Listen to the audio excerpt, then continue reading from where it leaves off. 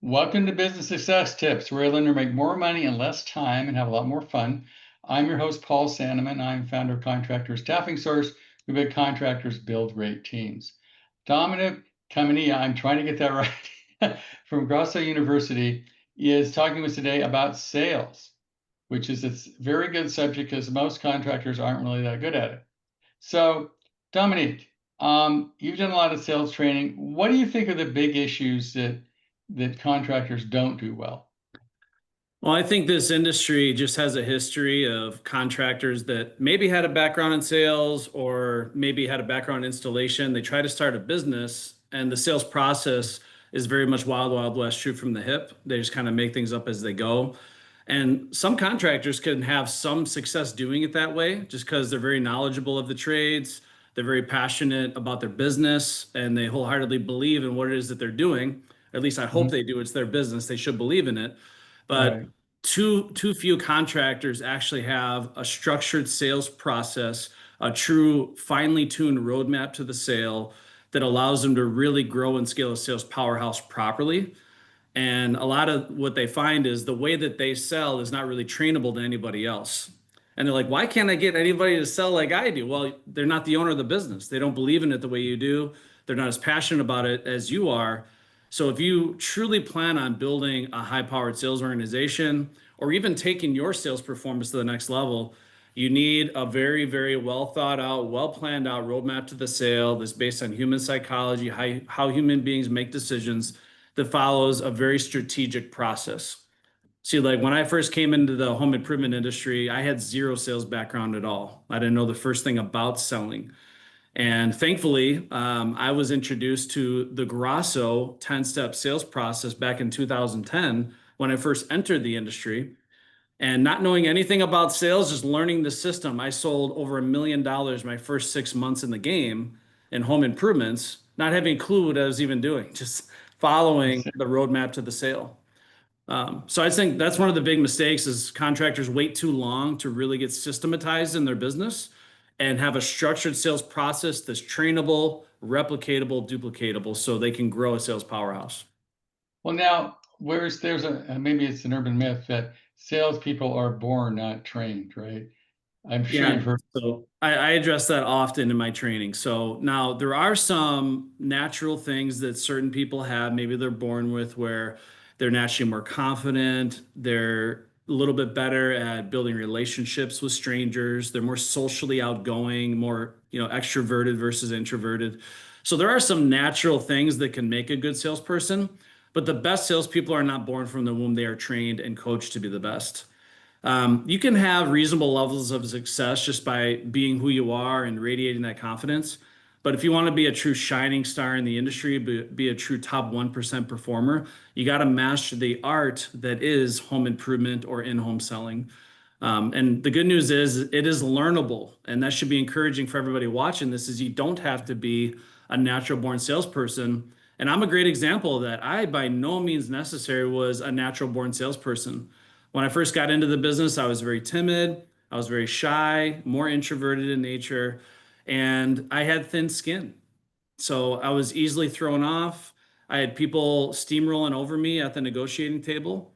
And it was very much a learned skill over time when I mastered the sales playbook and the scripting and the methodology. It gave me more courage and confidence. And then, of course, through a lot of role playing and sweating and peace, over time, I developed obstacle immunity. So I was able to go for the no more frequently with a relaxed, assertive confidence and eventually turn into a top performing salesperson. So, what Yeah. give me are there, you said there are 10 steps, just for the audience here. What are those steps? Just give me the, short Yeah, version. so when I founded Grosso University back in 2019, I took Rick Grosso's 10-step sales process and I added one more step. So we actually train an 11-step system. And the only thing I did is I added preparation as step one because I found that not enough training and emphasis was being put on how a sales rep, from the moment they wake up in the morning, can prepare and get really dialed in for a day of running leads so they're optimal, right? So there's a lot on exercise, health and wellness, mindset, all this stuff, even appearance, dress attire, your morning routine is going to set you up for the day. So preparation step one. Then, of course, once we drive up to the house, we got our introduction step. was very much how do you gain entry? How do you set the tone for the sales encounter? How do you get your prospects comfortable and relaxed and get them open-minded to the education that's to follow? Step three is the needs assessment or survey. So we always say the best way to close is to do a masterful open. So we want to make sure that we're paving out the roadmap to the sale, because I'm sure you'd agree if you don't know where you're going, any road will take you there, and it's often the road that leads to nowhere. Too many salespeople get into selling too quickly before they first established the roadmap to the sale, built a relationship, established a foundation of trust, figure out what the customer's hot buttons are, what their hidden objections may be, fears, stuff like that. So that survey is absolute gold in the home when properly executed. Step four is the measure and or inspection process. This is, of course, where I'm actually taking the measurements, whether I'm there to sell roofing, siding, windows, kitchens, baths, whatever it is, home service products. I'm going to actually do a formal inspection. And the real big goal here is I want to make sure I establish a strong sense of urgency and get the homeowner committed that whether it be with our company or any of our fine competition, getting this project done is definitely something they need sooner rather than later. Because I always joke about it, I say most homeowners will start procrastination clause, but they just never get around to it. They tend to put things Right. off and put things off. And it's really hard to earn someone's business, certainly on a first call or a one call close, if there's no urgency whatsoever to get the work done. So I want to create that urgency and, of course, establish the scope of the work. Step five we train on is the company story. So after I paved out the roadmap to the sale and the survey and created loads of urgency and trust and rapport, now I'm going to basically explain who I am as a company, as a business, and the unique ways that we provide that five-star white glove experience.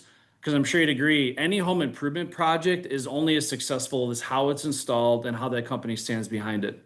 So we want to Right. make sure above anything else that that customer feels absolutely secure that when they do the project, we are the company they want to trust their home to and get them committed to trusting our company wholeheartedly.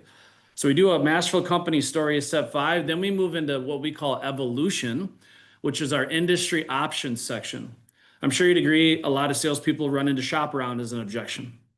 Right. Well, what was trained to me early in my career is the best way to overcome any objection is to bring it up first and overcome it proactively versus reactively. So instead of just explaining nothing about the industry and getting hit between the eyes of shop around at the negotiating table, we actually take the homeowner on a shopping spree right there in the house. So I essentially educate them on what all the industry options are, pros and cons, and have their homeowner come to their own conclusion. And that's an important element there, that our solution, our offering, our service is the best overall solution to their problems, right? Is the Now, what do they solution have? that they want, need, and desire. I need to talk to 3 contractors before I make a decision. I'm sure you. Exactly. So I want to overcome that proactively and funnel it down, like have the homeowner come to their own decision that essentially is like getting your pick of the litter, right? Assuming you had your pick of the litter on all the industry options, which one of these would you want installed in your home, or which solution would make the most sense to solve your problems? As a You matter of actually fact, competition. Paul, go ahead.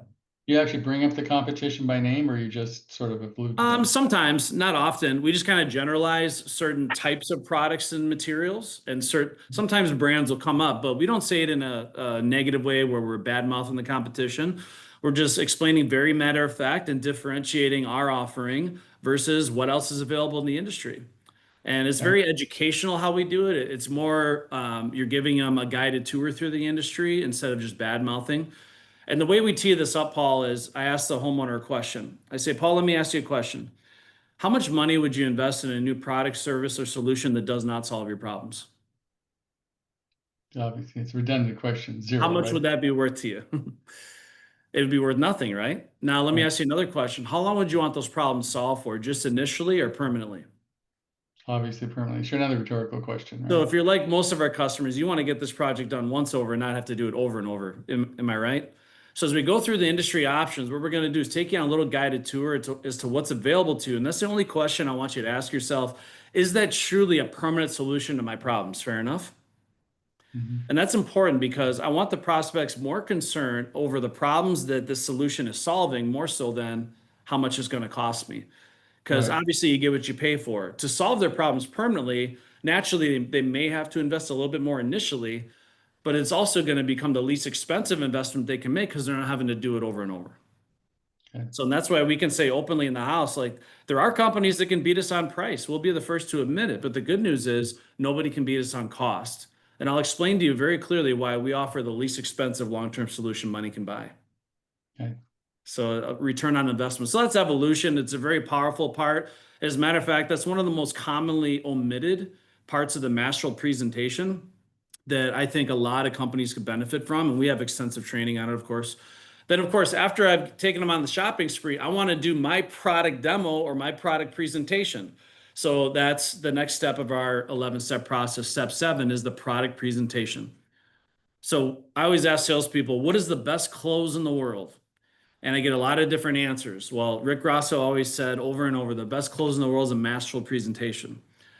So I want the prospect, after they go through my product demo, to say 3 things. I want it, I need it, I must have it.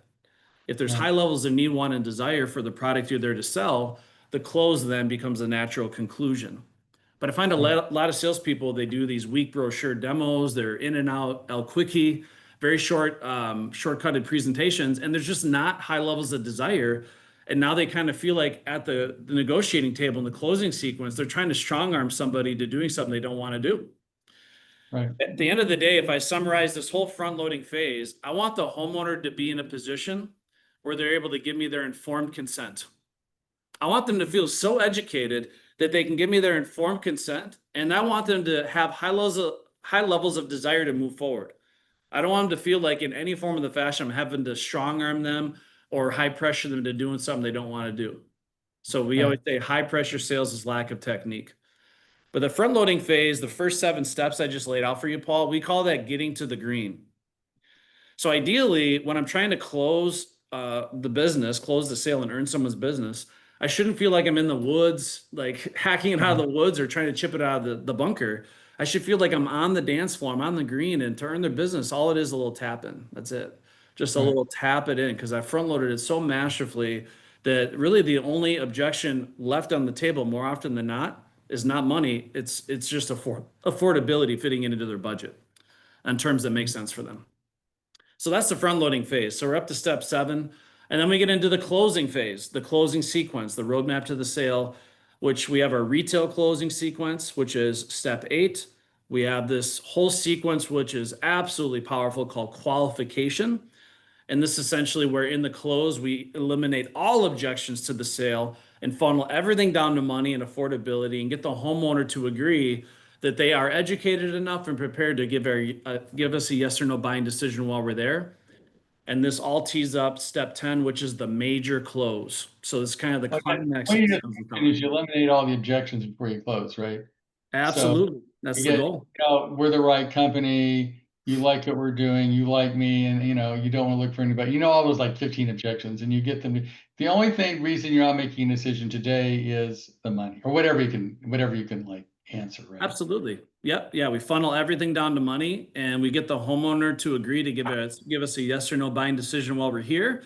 And we get them to agree that they also would love to learn ways they could potentially save money or make the project even more affordable. And that if it was more affordable, there's no reason they wouldn't move forward right now. So there's a lot of cool things that we do where essentially it tees up that major close perfectly. So then when I do go to earn their business on that initial consultation, go for the assumptive close, everything is all teed up and funneled down to that one thing and with that one thing only, which makes it incredibly powerful. And of Mhm. course, I close the sale. That's not the end. I always say closing the sale is not punching in for the touchdown. Punching the sale is not crossing the finish line. At best, closing the sale is getting it to the goal line, and truly punching it in for the score is doing a masterful button up, which is step 11. That's our last step. So I want to make sure that when I close a sale and write business, I'm writing good business. Ideally, business is not going to cancel on me or wiggle off the line. Because how much money do you make on a cancellation? Nothing. Right.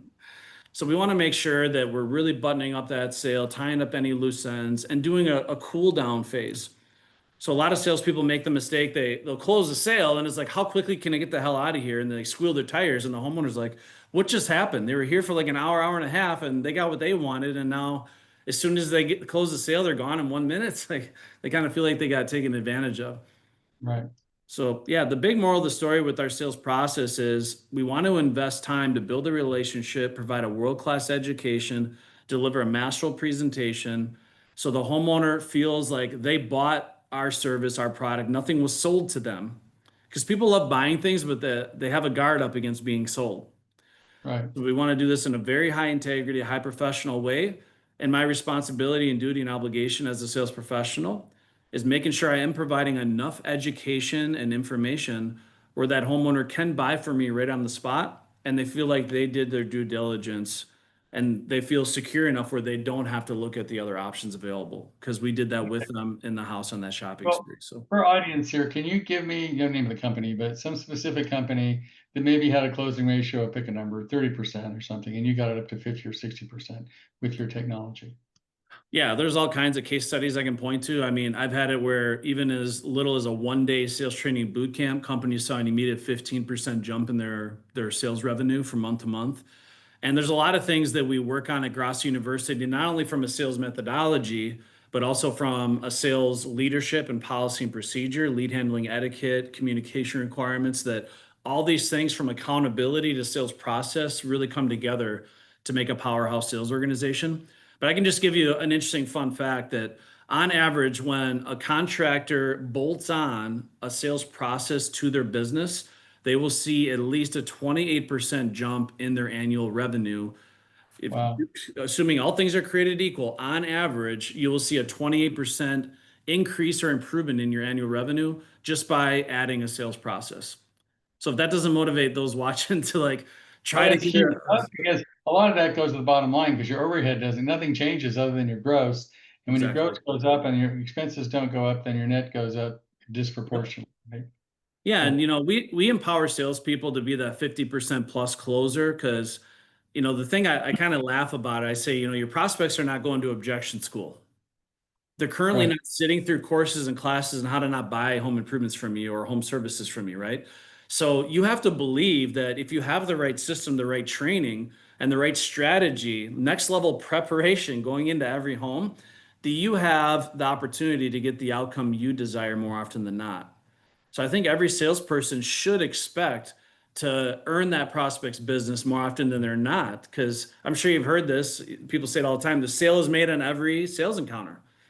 Either right. they're going to sell you on why they're not going to buy from you, or you're going to sell them on You're why gonna sell they them, should. they're gonna sell you, right? Yeah. So question I have, do you work with anybody on like closing the sale for the appointment on how to, We have separate call center training, absolutely. My chief marketing officer, Josh Yeager, he was the CMO for $100 million company, and he was very integral not only in their face-to-face marketing canvassing, but overseeing a call center of over 100 people.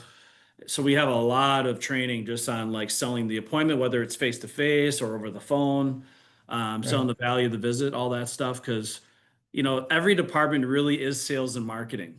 Anytime communication is made to a potential prospect or a customer, I mean, everyone is selling and marketing the business, right? right. So You it's know, one of important the to things have those that I've skills. seen that a lot of contractors understand is they pay for some kind of marketing company using pay-per-click or whatever, they're using SEO to get, funnel leads in the door.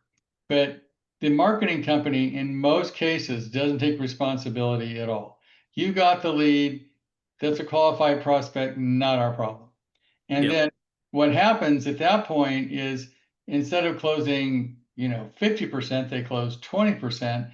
And the marketing company goes, well, we got you the lead. It's not our problem. You didn't close the guy. So Yep.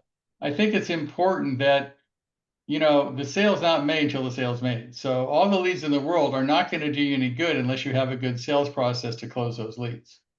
100%. We always talk about marketing. A lot of people talk about different marketing strategies and different marketing resources and avenues.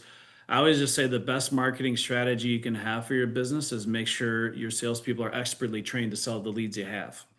Right.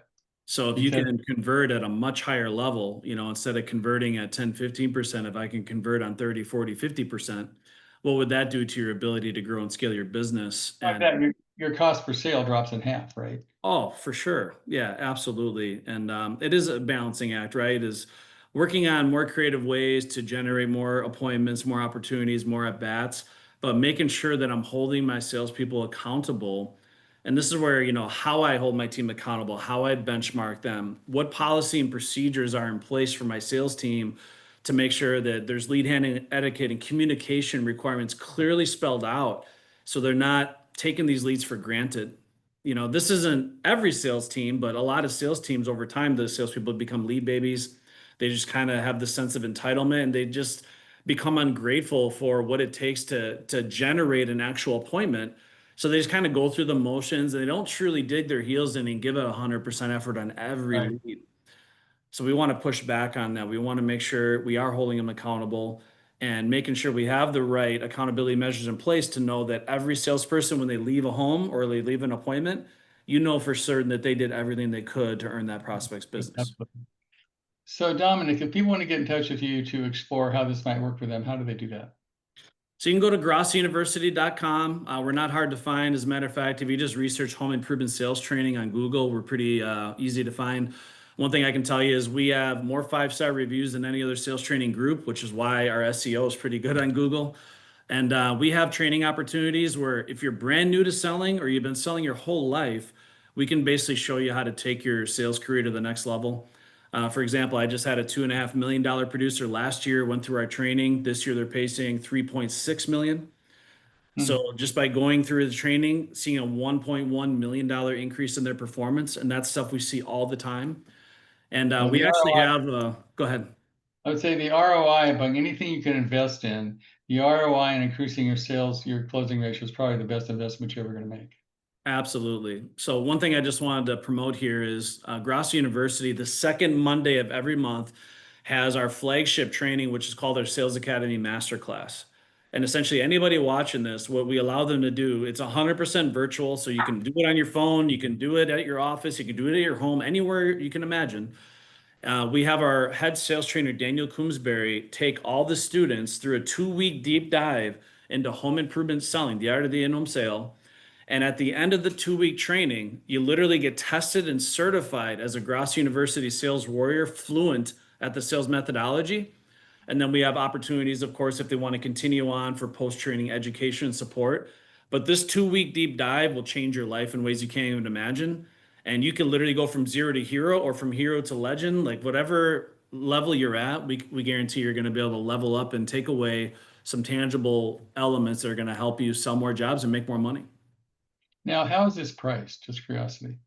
It's based on per user, so it's very affordable. What we always say is one sale made an entire year will pay for the whole year, but it's typically averages about $249 per month per user, and that gets you access to live training. We have a whole online university with hundreds of hours of sales training content, and then we even have the opportunity if people want us to get more intimate with their team, we can do weekly meetings and custom trainings with your team specifically. And one last thing I just wanted to promote here, Grosso University is actually the only fully bilingual sales training group in the industry right now. So whether you want training in English, Spanish, or a hybrid of the two, we can accommodate you. Great. Well, it sounds awesome. I would say if you're going to make an investment in marketing, make sure you make the same or equal investment in sales training, because all the marketing in the world is not going to do any good unless you close the sale. So thanks, Dominic. I really appreciate you being here. Yeah, it's my pleasure. I appreciate having me on the show. And as always, yes, you are a closer. Thank you.